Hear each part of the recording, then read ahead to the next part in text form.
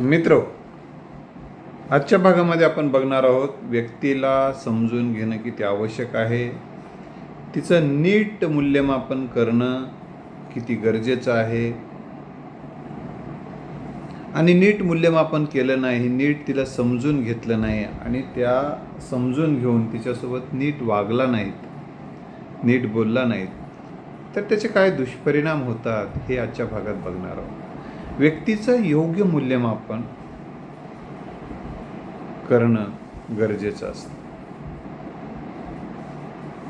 काय होते की एखाद्या व्यक्तीबद्दल इतरांचे मतं ऐकून आपण आपले मतं बनवतो. बऱ्याचदा असं तुम्हाला अनुभवायला आलेलं असेल. कोणीतरी काही म्हणते, म्हण बाबा, असं म्हण बाबा, मग असं म्हण बाबा म्हणलं की मग त्यानं खरंच म्हणते. आणि बऱ्याचदा काय असते, चुकीचं वारंवार ऐकून आपल्याला ते चुकीचं असतानाही खरं म्हणून आपल्याला सांगतात, वारंवार सांगत राहतात. ते वारंवार सांगल्यामुळे आपल्याला ते खरंच वाटायला लागतं. खोटं खरं म्हणून वारंवार सांगितलं तर ते आपल्याला खरं वाटायला लागू शकतं. म्हणून मग आपल्याला खरं वाटल्यामुळं आपल्याला ती व्यक्ती तशीच दिसायला लागते आणि तिच्याबद्दल आपण मत तसंच बनवत असतो. आणि मग इतरांचं ऐकून जे मतं बनवले जातात ते घातक ठरतात. त्यामुळं असं म्हटलं जाते आपल्या लोकपरंपरेमध्ये की कानामध्ये आणि डोळ्यामध्ये 4 बोटाचं अंतर असतं.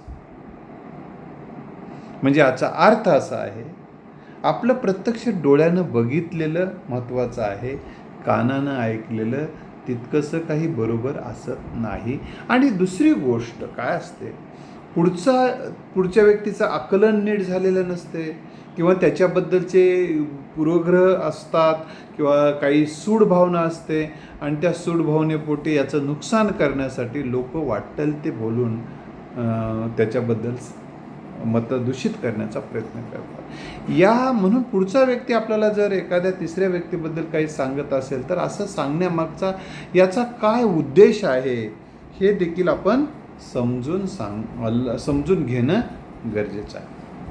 बरेचदा काय होतंय, आपण ते समजून घ्यायला वेळच देत नाही. वेळ न देणे किंवा आपल्याला जो काही सांगतो व्यक्ती त्याच्यावर आंधळेपणाने विश्वास ठेवणे. हा सांगतो म्हणजे बरोबरच सांगतो, हा सांगतो म्हणजे आपल्या हितासाठीच सांगतो, याचा त्याच्यामध्ये काही स्वार्थ नाही असं वाटते. स्वार्थ हा जरी नसला तर अहंकार दुखवले जाणे हा रिलेशन खराब करण्यासाठी वापरले जातात. अहंकाराचा उपयोग, अहंकार दुखवला की तुमचे आणि त्या व्यक्तीमधले रिलेशन खराब करून त्या व्यक्तीचं नुकसान करण्यासाठी त्या गोष्टीचा उपयोग केला जातो. मग काय केलं जातं, मग बऱ्याचदा तर असंही काही लोक करतात की तुम्ही कोणाचं ऐकता, मग तुम्ही कोणाचं ऐकता हे हेरून त्या व्यक्तीबद्दल ज्या व्यक्तीबद्दल दूषित मतं तयार करायचे, मग त्या व्यक्तीला हेरून बा साहेब हे साहेबांच्या कानावर टाका बरं, थोडं असं टाका बाबा. मग त्याला हातपाय पडून विनंती करून म्हणजे मग हे असे डाव रचले जातात. अशा प्रसंगी आपण सावधतेनं हे समजून घेऊन नीट समजून घेतलं नाही आणि हो खरंच बरं असेल म्हणायचं आणि मग मत तयार करायचे. यातून तुमचा खत होऊन जातो. तुम्ही हलक्या कानाचे आहात असा पद्धतीचं बोललं जाते. आणि मग तुम्हाला तुमच्याबद्दलचं एक विश्वसनीय आणि तुम्ही एक प्रगल्भ व्यक्तिमत्व नाही तुमचं. कोणाच्या तरी ऐकून निर्णय घेता, कोणाच्या तरी ओंजळीनं पाणी पिऊन तुम्ही निर्णय घेता, कोणाच्या तरी ओंजळीनं तुम्ही पाणी पिता, असा त्याचा अर्थ समजला जातो. म्हणून तुमचं समग्र व्यक्तिमत्व तुमचं एकंदरीत व्यक्तिमत्व हे प्रगल्भ नाही असा निष्कर्ष निघतो. म्हणून इतरांचं ऐकून घेत असताना खूप विचारपूर्वक ऐकून घ्या. ऐकावे जनाचे करावे मनाचे कशामुळं म्हटलेलं आहे. तुम्ही नीट ऐकून घ्या, त्याची शहानिशा करा आणि सत्य काय असत्य काय. बरं, सत्य हे फार गुंतागुंतीची गोष्ट सत्य हे फार गुंतागुंतीची गोष्ट आहे, हे लक्षात ठेवा. कारण तुम्ही पुराव्याच्या आधारे म्हणाल तर खोटे पुरावे तयार केले जातात. कोणाकडूनही काही लिहून घेतलं जातं, काही त्याला आमिष देऊन लिहून घेतलं जातं. म्हणजे ते पुरावे सुद्धा तुम्ही खरे मानलात तरी सुद्धा योग्य व्यक्तीवर अन्याय होत असतो. ही गोष्ट आपण लक्षात ठेवली पाहिजे. आणि स्वतःचं मत किंवा इतरांचं मत म्हणजे त्या व्यक्तीचं योग्य मूल्यमापन नसते, ही गोष्ट लक्षात ठेवा. कारण आपल्या मताला आणि इतरांच्या मताला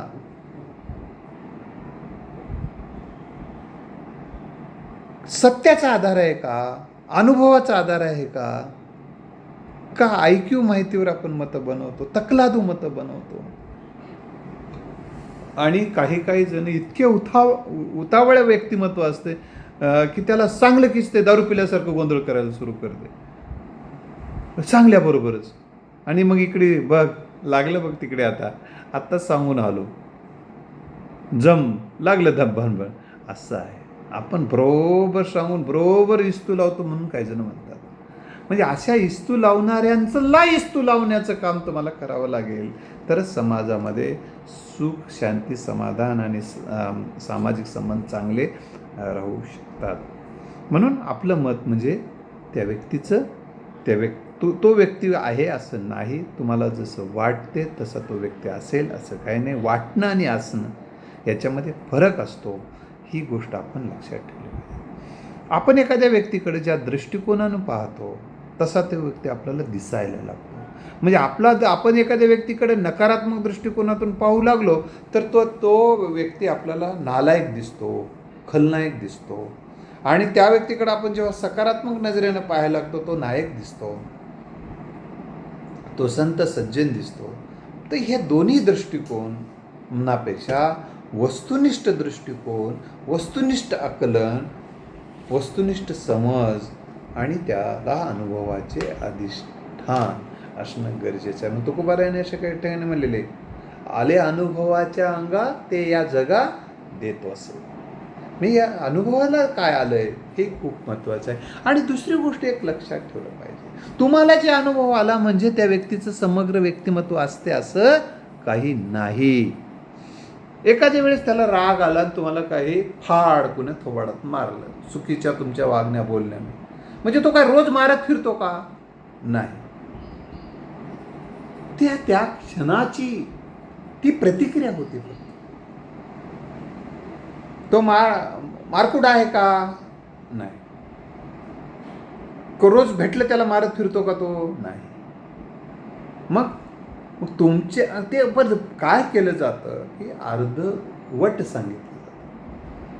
आणि अर्धवट माहितीच्या आधारे घेतलेले निर्णय हे पंगू निर्णय असतात.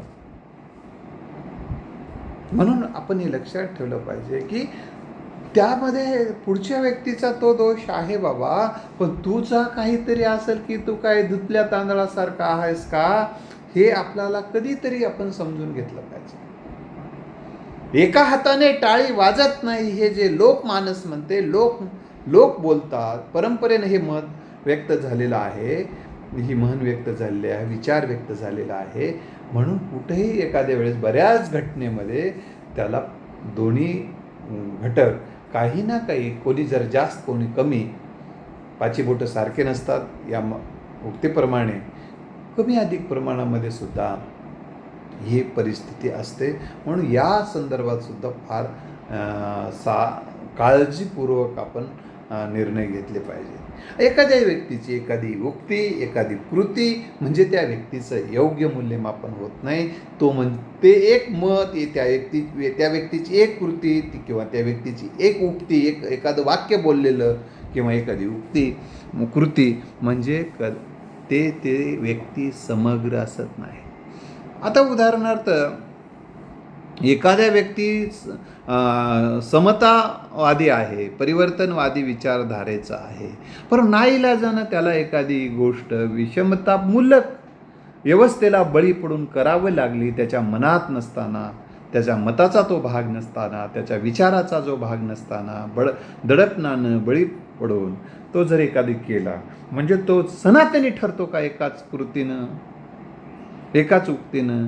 ही गोष्ट देखील आपण अतिशय शांततेनं समग्रतेचं आतापर्यंतच्या वाटचालीचा भाग लक्षात घेऊन त्याच्याबद्दल वागणं आणि बोलणं केलं पाहिजे. किंवा एखाद्या वेळेस माणूस उत्स्फूर्तपणे बोलू शकतो, किंवा ते बोललेलं अर्धच तुम्हाला बाहेर सांगितलं जातं. तर ह्या गोष्टीचंही भान आपण राखलं पाहिजे. दुसरी गोष्ट, काही लोक अफवा पसरवतात आणि अफवा पसरलं की तुम्ही त्याला खरं मानता. एकदा चारवाक आपल्या पत्नीला म्हणत होते की लोक अफवेवर जगतात, लोक अफवावर विश्वास ठेवतात, लोक सत्य जाणून घेत नाहीत, सत्याच्या खोलात जात नाहीत, एखाद्या घटना आणि प्रसंगाच्या मुळात जाऊन सत्य समजून घेत नाहीत, आणि उचललेली जीभ लावली टाळूला या मनोवृत्तीचाच समाज बहुतांश असतो. तर अशा परिस्थितीमध्ये सत्य समजून घेतलं पाहिजे, तरच त्या व्यक्तीला आपण न्याय देऊ शकतो, असं चारवाकांचं मत. त्यांच्याबद्दलची ही गोष्ट आहे, मी जी वाचलेली गोष्ट आहे ती फक्त सांगतो, त्यातून मतितार्थ फक्त समजून घ्या माझ्या या बोलण्याचा. तर एकदा असं झालं म्हणे की तो बायकोला घेऊन, चारवाकी आपल्या बायकोला घेऊन पहाटे एकदम 3-3:30च्या दरम्यान उन्हाळ्याच्या दिवसात गावाच्या बाहेर जिथे रस्ता होता, आणि तो मातीचा रस्ता होता, आणि असे त्याला फुफू म्हणतात, बारीक बारीक माती झालेली, त्याच्यावर जाऊन असे म्हणजे पाये उमटतात त्याच्यावर, अशी परिस्थिती. तर ते वाघाचे त्यांनी नख तयार केले तशा आकाराचे, आणि त्या वाघाचे नख, त्या वाघाचे पंजे ते उमटवून आले ते घरी. आणि मग सकाळी 7-8 वाजता मग यांच्या कानावर चर्चा यायला लागल्या, मी वाघ पाहिला, मी असं पाहिलं, इकडून आला तिकडून आला. मग चारवाक म्हणाले म्हणे की बघ काय चर्चा आहे, काय वस्तुस्थिती काय आहे. तेव्हा त्यांना लक्षात आलं की लोक अफवाबाज असतात, अफवाखोर असतात, म्हणजे दरोडेखोर जसे असतात तसे अफवाखोर असतात. त्या अफवाखोरांना तुम्ही बळी पडू नका, कारण दुसऱ्यांच्या मताचे शिकार होऊ नका, हे या निमित्तानं आपल्याला मला सांगायचं आहे. काही जण संशय पसरवला जातो एखाद्या व्यक्तीबद्दल. आता संशय पसरवला जातो आणि गैरसमज पसरवले जातात, आणि त्यामागचा त्यांचा हेतू शुद्ध असत नाही. एकदा काय झालं, एक खूप वर्षापूर्वीची गोष्ट आहे, फक्त ती सांगतो की एका मुलाचं लग्न होतं, आणि पूर्वी काय प्रथा होती की मुलीचा लग्नामध्ये ती मुलगी पूर्ण ओल म्हणायची त्याला, ओल पांघरून राहायची, पूर्ण चेहरा झाकलेला असायचा तेव्हा नवरीचा, काही कुठलाच पार्ट दिसायचा नाही.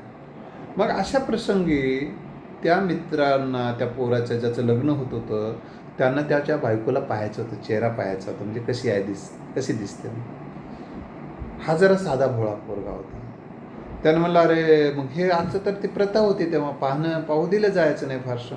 मग याला लावून दिले त्यांनी की अरे तुझ्या बायकोला एक कानच नाही म्हण की, कारण पूर्वी मुलगा मुलीला पाहायला जायचं नाही, त्यांचे आजोबा किंवा वडील, काका वगैरे पाहून ती सोयरीक करायची, अशी प्रथा होती. त्यांनी पाहिलं म्हणजे संपलं, मुलगा पाहायला जाण्याची प्रथा नव्हती.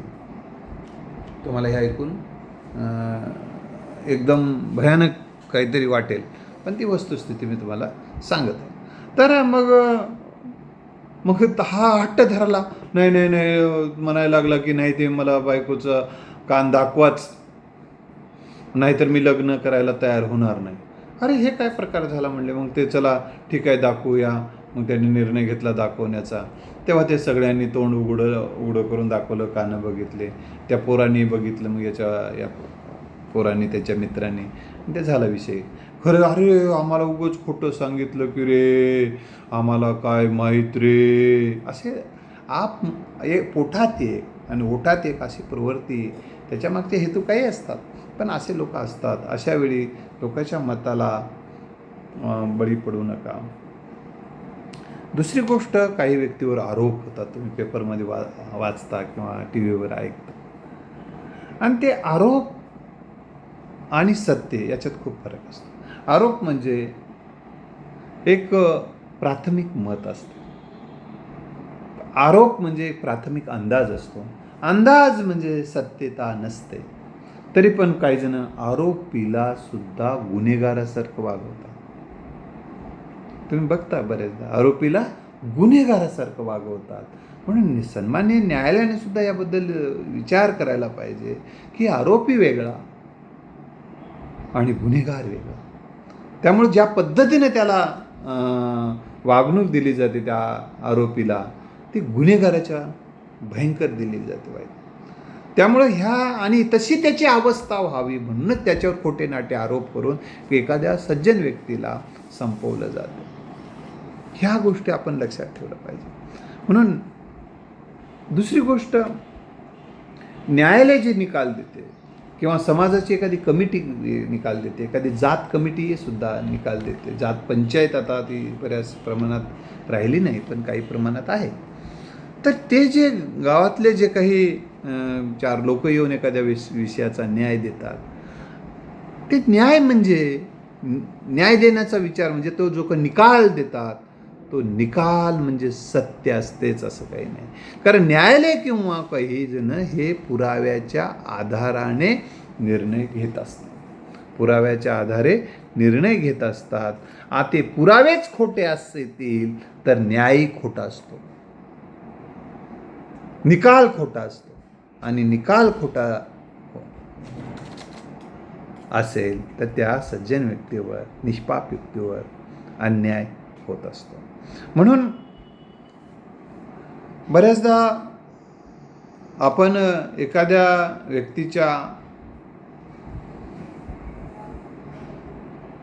काही एक भावना आहे, जे एखाद्या वेळेस राग असतो, राग आलेला असतो त्या व्यक्तीला, आणि मग त्या राग आलेल्या व्यक्ती अरे रागिष्टच आहे असा त्याचा अर्थ नसतो.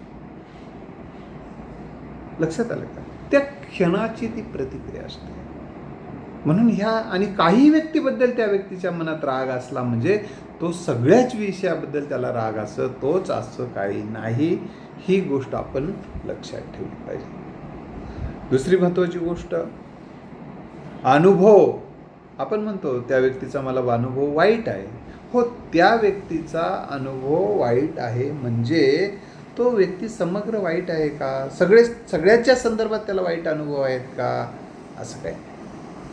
म्हणून जरी अनुभव आला असला तरी तुमचा अनुभव म्हणजे त्याचं समग्र व्यक्तिमत्व असत नाही. तो तुमच्या संदर्भाचा अनुभव वाईट असला तरी दुसऱ्याला त्याचा चांगला अनुभव असतो. तो दुसऱ्यासोबत चांगलं वागतो. त्यावेळेची त्याची परिस्थिती, त्यावेळेची त्याची मनस्थिती, त्यावेळेस तुमच्याबद्दलचे त्याच्याबद्दलचे असणारे गैरसमज, तुमच्याविषयीचं त्याचं जे आकलन आहे ते नीट झालेलं नसते. तर या एकंदरीत परिस्थितीचा आणि मनस्थितीचा आविष्कार म्हणून तो तुमच्यासोबत वागलेला असतो. तो सगळ्या संदर्भात असं परिस्थिती आणि अशी त्याची मनस्थिती असेलच असं काही नाही.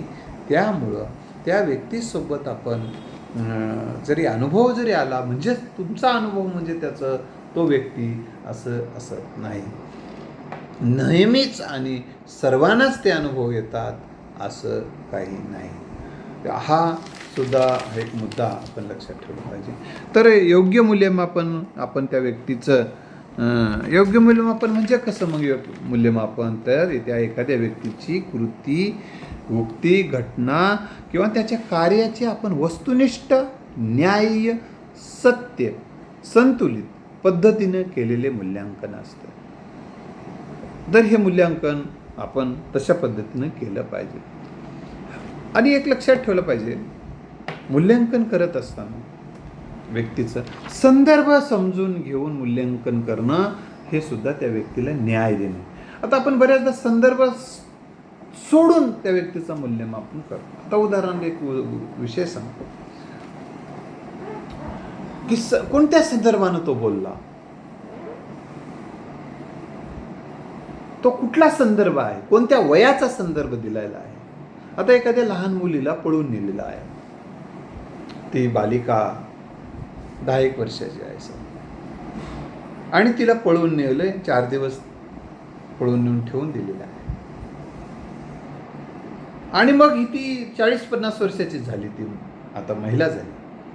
तर त्या व्यक्तीचं मूल्यमापन करताना ही काही चांगली आहे काय, 4 दिवस याच्या घरात राहून आलेली आहे, अशा पद्धतीचं जर तिच्याबद्दल आपण मूल्यांकन करत असो तर ते न्याय्य ठरत नाही, न्याय्य ठरत नाही. म्हणून संदर्भ खूप महत्त्वाची गोष्ट आहे. काळाचा संदर्भ खूप महत्त्वाचा आहे. काळाचा संदर्भ लक्षात घेतला पाहिजे. तो कोणत्या काळात बोलला, तो कोणत्या काळामध्ये जगत होता, त्या काळाच्या काही मर्यादा असतात. त्या काळाच्या मर्यादा समजून घेऊन त्या काळात जाऊन, त्या परिस्थितीत जाऊन, त्या तुम्ही मनस्थितीत जाऊन तर त्या व्यक्तीचं मूल्यमापन केलं तर बऱ्याच प्रमाणात ते योग्य मूल्यमापन व्हायला मदत होते. ही गोष्ट आपण लक्षात ठेवली पाहिजे. तर मूल्यांकन करताना तुम्ही त्याच्याबद्दलचं पूर्वग्रह जर ठेवून जर त्याचं मूल्यमापन करत असाल तर ते योग्य मूल्यमापन होत नाही.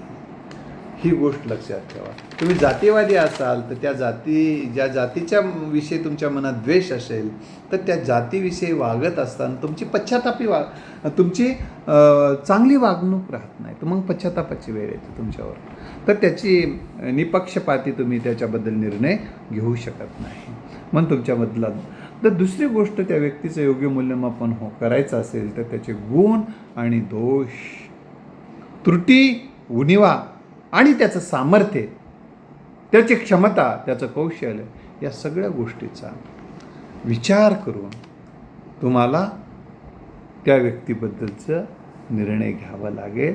एकंदरीत गुणाची बाजू किती आहे आणि त्याच्या दोषाची बाजू किती आहे हा विचार करायला लागते. सर्व बाजूचं समग्र आकलन करणं गरजेचं आहे. त्याचं योग्य विश्लेषण करणं गरजेचं आहे. आणि सार काय निघतोय, निष्कर्ष काय निघतात हे तपासणं आणि पुन्हा एकदा तपासून पाहणं, दुसऱ्याच्या नजरेतून एखादं पाहणं हे असलं पाहिजे. आणि एक लक्षात ठेवलं पाहिजे, हे समग्र मूल्यमापन करून त्या व्यक्तीला दोषी ठरवणे फक्त आणि आपण मोकळे होणे एवढंच आपलं काम असू नये.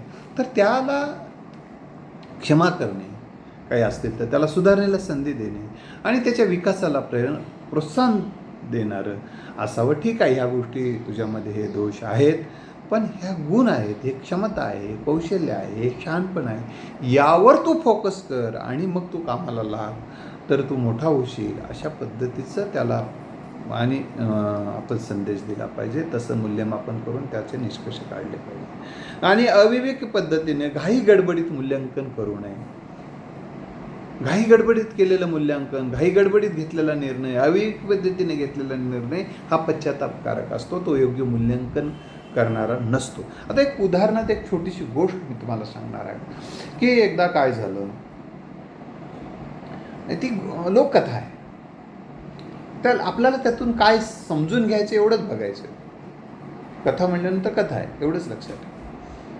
तर एक छोटं बाळ होतं एका महिलेचं, आणि त्या महिलेनं सांगितलं मुंगसाला की बाळा माझ्या मुंगसाला सांगितलं बाळाचं रक्षण करतो, थांब इथं, मग साप वगैरे येईल अशी भीती होती तिला. मग मुंगूस तिथं बाळाचं रक्षण करत थांबला, तितक्यात साप आला. आणि साप आला आणि तो त्या बाळाचा जीव घेणार होता तो साप. तर त्या अगोदरच त्याच्यावर मुंगसाने झडप घालून त्याचे तुकडे तुकडे करून टाकले त्या सापाचे. आणि आपण हे पुरुषार्थ गाजवला असं हे समजून तो झोपडीच्या बाहेर येऊन, ती जी महिला पाणी आणायला गेली होती या बाळाला घरी ठेवून या मुंगसाच्या भरवशावर, तेव्हा ती आल्यानंतर तिला दाखवायला लागला. तर त्याच्यात ते सापाला जे तुकडे केले होते त्याचं ते रक्त होतं. ते रक्त तोंडाला बघितली त्या बाईनं, ते माझ्या लेकराचाच घात केला म्हणून त्या बाईनं तिच्या डोक्यावरची जी घागर होती तीच त्या मुंगसाच्या अंगावर टाकली आणि अंगावर टाकल्यानंतर तर किंचाळून तिथं मुंगूस मेलं. आणि घरात जाऊन बघते, ती रडत रडत घरात जाऊन जाते, बघते तर काय, लेकरूर पाळण्यामध्ये आनंदाने खेळते आहे आणि सापाचे मात्र तुकडे झालेले आहेत. तेव्हा तिला पश्चाताप होते, आपण समजूनच घेतलं नाही, आपण उमजूनच घेतलं नाही आणि आपण असे निर्णय घेतले. तर हा पश्चाताप करणारा निर्णय होता तिचा. पुन्हा रडायला लागली. भूतकाळ परत येत नसतो रडून आणि चिंता करून. तर ही गोष्ट आपण लक्षात ठेवले. एकांगी मूल्यांकन असता कामा नये.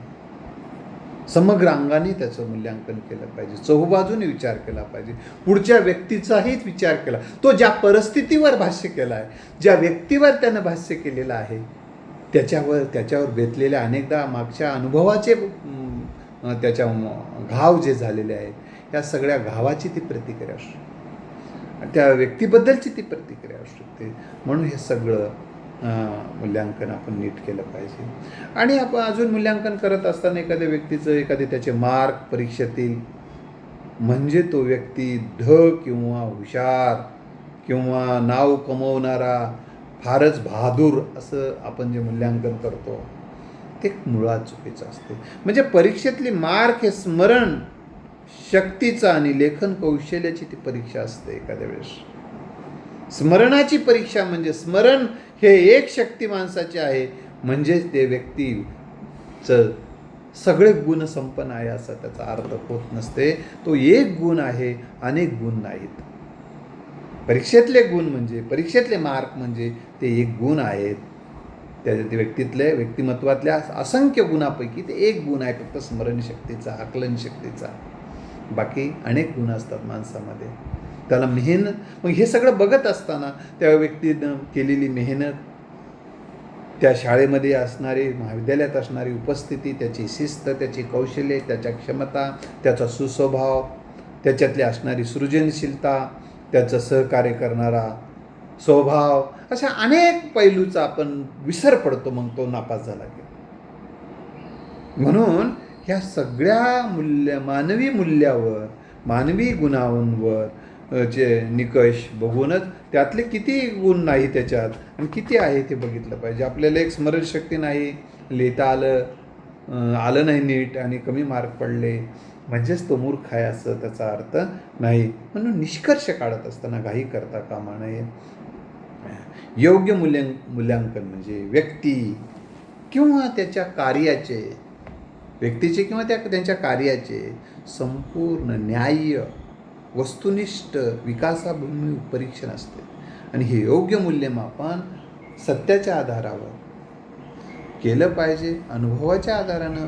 आणि ते अनुभवही तपासून पाहिले पाहिजे. आपले अनुभव कधी कधी धोका देऊ शकतात, आपले डोळे कधी कधी आपल्याला धोका देऊ शकतात. तर हे सगळं बघून समजून उमजून मूल्यांकन केलं तर त्याचे अनेक फायदे होतात. आणि ते जर आपण नीट केलं नाही तर अनेक तोटे होतात. कोणते तोटे होऊ शकतात तर थोडक्यात मी तुम्हाला मी सांगणार आहे. एखाद्या व्यक्तीचे विचार, त्याच्या भावना, स्वभाव, क्षमता, कौशल्ये, मर्यादा, उणिवा, चुका नीट समजून न घेता आपण जे मत बनवतो त्यातून अनेक समस्या निर्माण होतात, गैरसमज निर्माण होतात, गैरसमज वाढतात, चुकीचे निष्कर्ष काढून आपण मग नातेसंबंध खराब करून टाकतो. मग नात्याला न्याय देऊ शकत नाही. चुकीचे निर्णय घेतले जातात या गैरसमजातून, योग्य मूल्यमापन न झाल्यामुळे, नीट समजून न घेतल्यामुळे. बऱ्याच जण आपली एकाचीच बाजू समजून घेऊन निर्णय देणारे या देशामध्ये अनेक उतळ पाण्याला खळखळाट फार असणारे माणसं या जगामध्ये आहेत. आपण एकट्याच ऐकून घेतात आणि निर्णय देऊन टाकतात. अरे ते दुसऱ्याचं पुढच्याच ऐकणार आहे, इतकं किती मूर्खापणाचा कळस असेल. म्हणून दोघांचंही ऐकून घेऊन, दोघांची सत्यता समजून घेऊन, त्यानंतर सत्य परिस्थितीचं आकलन करून घेऊन ह्या सगळ्या गोष्टीचं लक्षात घेतलं पाहिजे. तरच योग्य होऊ शकते. मग त्यामुळे काय होतं, मग पात्र व्यक्तीवर अन्याय होतो, पात्र व्यक्तीवर अन्याय होतो आणि समाजामध्ये मग गैरसमज होतात की काही या जगामध्ये सत्य काही नाही, न्याय काही नाही, तर या देशामध्ये कोणावरही अन्याय होऊ शकतो. ही अन्याय होतो ही भावना झाल्यानंतर मग सज्जन माणसं, चांगली माणसं पुढं का येऊन काम करायला घाबरतात. म्हणून आपण इतरांचं मत म्हणजेच योग्य मूल्यमापन समजून न्याय देण्याची भूमिका आपण घेऊ नये, तर ह्या सगळ्या गोष्टीचा समतोल विचार करून निर्णय घ्यायला शिकावं. हे सद्बुद्धी आपल्याला देवो किंवा निसर्ग, तुम्ही देव मानणार असाल तर देव, मानणार नसाल तर निसर्ग किंवा विवेकबुद्धी तुमची कायम शाबूत राहो आणि विवेकबुद्धी शाबूत राहून तुम्ही निर्णय घ्यावं एवढी एक अपेक्षा व्यक्त करून थांबतो. धन्यवाद.